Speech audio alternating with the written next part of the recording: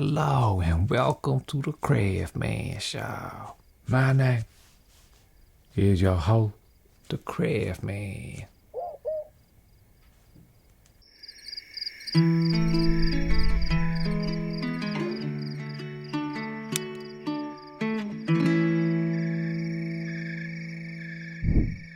Craftman has been working on a lot of behind the scenes things lately. So that means videos getting spaced out more and more. But do have a lot of things cooking that we're excited about. But I decided to just turn off the pressure and just straight up draw some things, you know. So this is normally when we might freeze up. What I like to do is just go ahead and get it out the system. Go ahead and make some little lines, whatever. So I started recording a nice, easygoing episode where I was going to casually talk about pencils. Let's talk about pencils. I sharpened one pencil. And we talked about the Blackwing 602. I wish I wouldn't have sharpened off there half the pressure. Now it just says the pressure, twice the speed. And why come they stop making them? The eraser crimping machine broke down. And how the Palomino company came out with it again. The differences between pencils. I even talked about how that you can have the best pencils and pens and paper, but at the end of the day, you have to use it. I don't know that I really have a particular style. If I have to name it, I'm just going to call it sloppy style. That's kind of the way I roll. And as I get older, it just keeps getting more sloppy style, you know. So then I said that's why most of my ideas are born on a 50-cent notebook where there's no pressure. The idea with the video was to do a somewhat longer episode for y'all where Craftman just sketching and talking. Why do I get a pen, I wonder? Well, I have to commit to that line. I lay it down and it's done. I'm not going to erase it. So I would have to redraw the character over again. And in doing that, there might be some new discoveries lie waiting for us. All right. And the end goal was by the time the video was over, we would have come up with a figure that we could actually produce.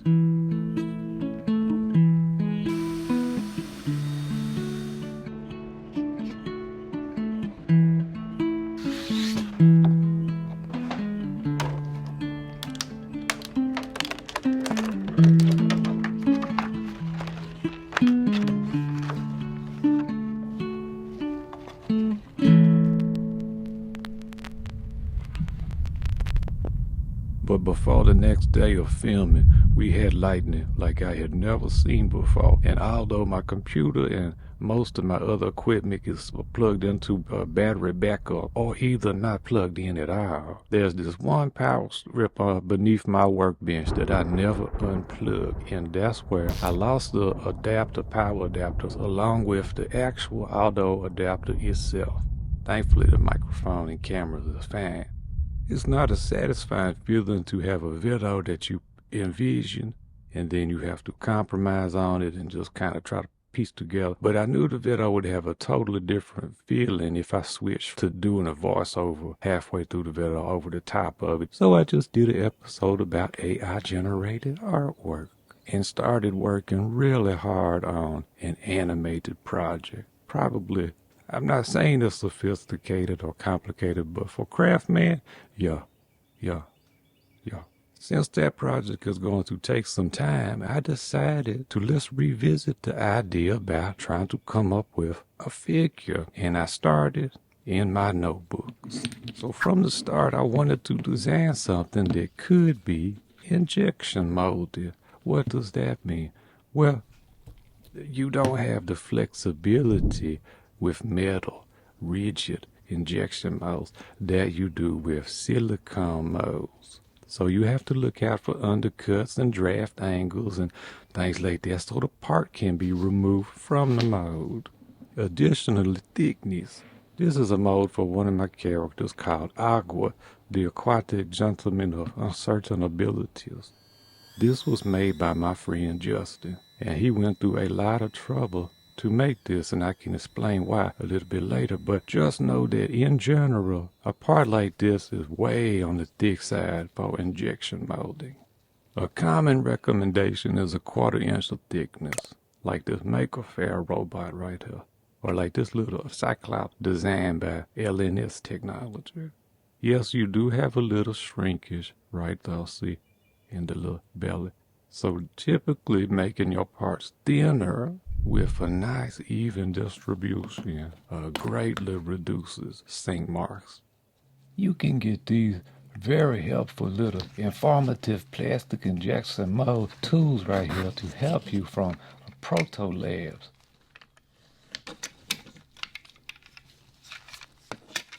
So I started looking closer at some of my thinner character designs, like these right here. Any of y'all who've been with me for just a little while may recognize this character, Eugene. Yeah, boy. Since I've sort of fixated on robots and sci-fi characters lately, I'm really itching to make a simple little sci-fi character in this style right here. And I found this one. It's simple. It follows the aesthetic crafting sort of A-frame. Y'all know how I do little basic simple shapes. So I took that sketch, I scanned it into the computer, boosted the contrast so the lines would really pop, and brought it into Inkscape. Inkscape is the free vector software that I use. It's got an excellent trace bitmap function right here, watch this, that will convert your artwork into a vector. I also had to remove the blue lines. That's one downside to these cheap notebooks, but it's completely worth it for me. The freedom that drawing on blue lines brings to me. Now what's nice about a vector is they define mathematically, so your vector file is not just a file that contains all the pixels in the image. It's not limited to a set pixel resolution. Once I converted my artwork into vector format, then I had the freedom to go in and refine. I sometimes like to split the difference between making something a little cattywampus versus just going full symmetrical. There's always a little bit of a battle in my head.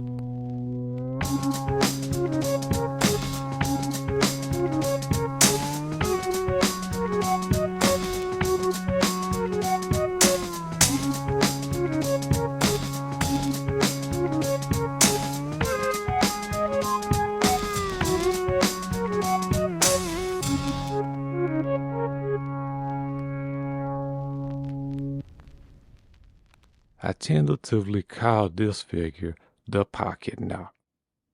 The idea is it's an astronaut that can fit in your pocket. And I added these line details for texture. Maybe he could be a type of worried stone, you know, that you have in your pocket, and you could rub your thumb across them textures right there, you know.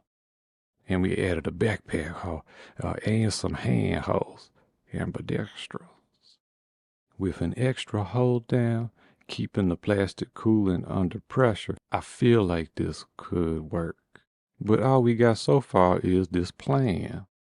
Remember earlier when I was talking to y'all about my buddy Justin, who incredibly produced this mold right here? I sent him a STL file, which is anybody who does 3D printing, 9 times out of 10 is probably a STL file. That's just a 3D mesh file. This contains a bunch of vertices, polygons, and all that. 5 different mold makers turned down this file right here, but Justin took it on. Why did the mold makers turn down the STL file? It's a 3D file. Well, it's not technically a CAD file, a solid file. And that's what they needed in a certain format. It's a certain file. It's much more of a clean design. It don't have all these polygons. It's just got curvatures and defined paths, you know. But Justin somehow did something in Fusion 360 I don't even understand. Something about some B-reps. And he was able to produce a file which could be machined. And side note on the aquas, we do get questions about crafting. Why you not already selling those if you got the mold? And well, like I said, we're not satisfied with some aspects of it just right yet, and that's my fault for trying to inject such a thick part. That's part of the issue right there. But we still working on this because a little while back I took this STL Aqua file and sent it to an incredible 3D modeler on Fiverr. His name is Sebastian, and I was honestly shocked at the result. Look at the STL file right there. That's the original 3D scan. And now look at the STP or step, aka a solid file, aka right there. Look at that. I did not expect to see the details match so well with just so much less lines, but still able to capture the figure. You could send that to a mold maker. Theoretically, they could do it. But when I designed Aqua, I was doing resin casting in those days and silicone molds, and you just have so much more flexibility, literally and figuratively.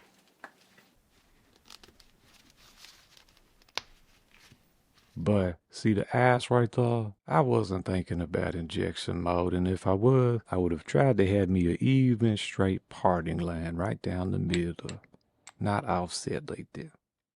Now back to our little space figure. I said I wonder if my man Sebastian in Argentina could take this right here and make me a step file, STP file, CAD file that can be machined into a mold. So I reached out to Sebastian, and he wonderfully kindly agreed to take on the project for me. And just when I think Craftman cannot be surprised anymore, I see that this is how people are doing 3D sculpting.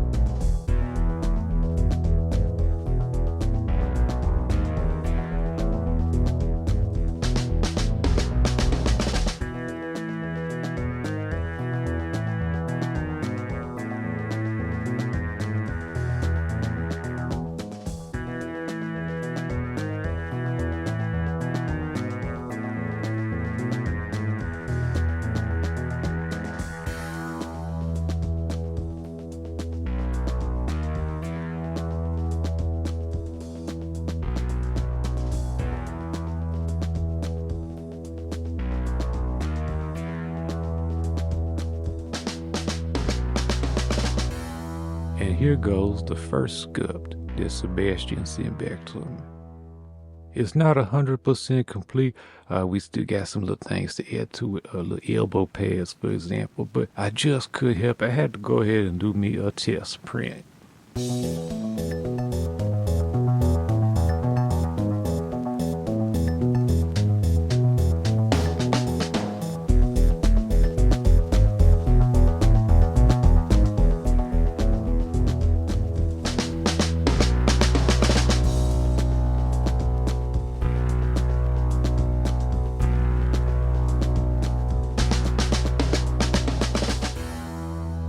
Holding the part in your hand can give you an immediate feel for how it might act, you know. Although the figure is designed for your pocket, I'm still wondering, maybe we should add some feet to the feet, you know. Or maybe that will give the figure a better understanding. Well, there's some other concerns as well, but I'm very happy with the prototype. And before I do any CNC at all, I've got to do a 3D printed injection mold to test first. I got some hunches and some things I'm concerned about, but you know. If you need any 3D modeling, CAD modeling done, if you're getting ready to injection mold, or you just want to have something CNC, please check out my man Sebastian. Or even if you just have a character on paper and you say, you know, I would like to see this in 3D, have me one I could print. Sebastian can do that for you as well. You can find a link to his services in the description. Thank you so much for joining me on another edition. Until next time, I love y'all and keep on steady crafting.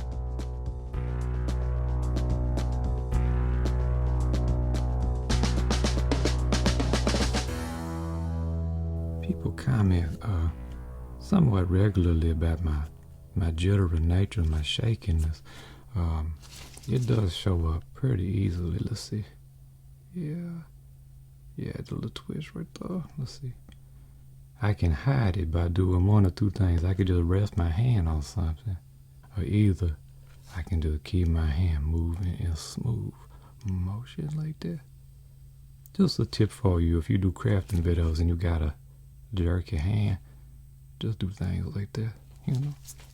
People won't notice it as much and worry about you. All right.